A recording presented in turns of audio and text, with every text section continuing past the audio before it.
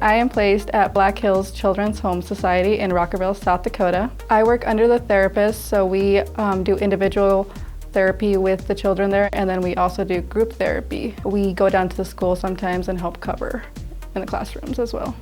I did my internship at Pine Ridge Job Corps. I did a lot of things from being in career preparation period, and that is helping with intake with new students, substitute taught here and there, just covering classes here and there, tutoring, and had a caseload with the students and just seeing how they are for the first couple weeks that they are at Pine Ridge. I did my internship at the Wyoming Women's Center, which is the women's prison in Wyoming and Lusk. I worked with inmates on an individual basis as well as a group basis. We were responsible for having contact with basically the outside world for inmates, whether it's court calls or calls with their children. We also prepared inmates for their parole board hearings. We make ourselves very available for inmates. Every time they have a meal, there's case management staff standing in the chow hall, so if they have questions for us. And every inmate is met with on a monthly basis. I did teach a boundaries course with a group of 20 inmates. It was just basically teaching the women healthy relationship boundaries in their lives, because a lot of them growing up, they didn't learn proper boundaries, and their boundaries, unhealthy ones, have ended up getting them into trouble. All of what we got taught in our class was applied through every day. Your counseling technique is going to be different for each student, and getting to know that person and overcoming areas of language barriers. We have students that are refugees at Job Corps, and it is difficult for them to understand me and for me to understand them, so you sometimes have to use Google Translator or reword things so that they understand me and we can have a communication. I think I applied what I learned in the classroom the most by the counseling techniques and taking a step back and understanding why some of the women are in the positions that they are, and how to talk to them and how to talk them through situations that I could never imagine being in.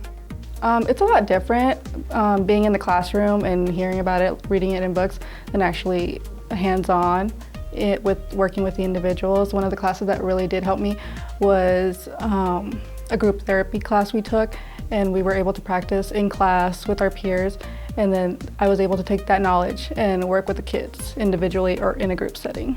I would say a strong point of our social work program is the small class sizes. I came from a small rural town, so I wasn't prepared to come into the big lecture halls, but having like the one-on-one attention from our professors, and as well as you learn how to work with a team, which will be beneficial when we're out in the actual social work field, knowing how to work with others. I really enjoyed the small classroom setting, the professors, getting to know them, seeing how they really do want us to succeed in every class, and then being able to build a relationship with your peers, especially because there is only a few of us in each program. We see each other like every week, getting to know each other's strengths, challenges we have to work through. It's a great learning experience working with other individuals. Special moment that has been out for me is the professors. I changed my major sophomore year, and the first day in Professor Kenny's classroom made me feel at home. They want to work with you, you want to succeed and help those people out there and know as much knowledge as you can in the 4 years that you're here. Learn as much as you can, and that way you're able to apply that once your internship does come.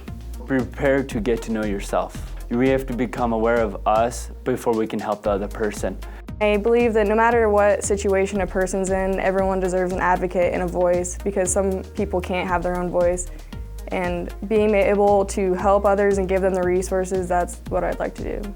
Be able to step back and look at the person's situation without judging. Working in a prison setting, I learned that you have to not look at the person as their crime, and you separate the problem from the person, because we learned in our class that the person is not the problem is the problem. So don't ever define someone as their situation.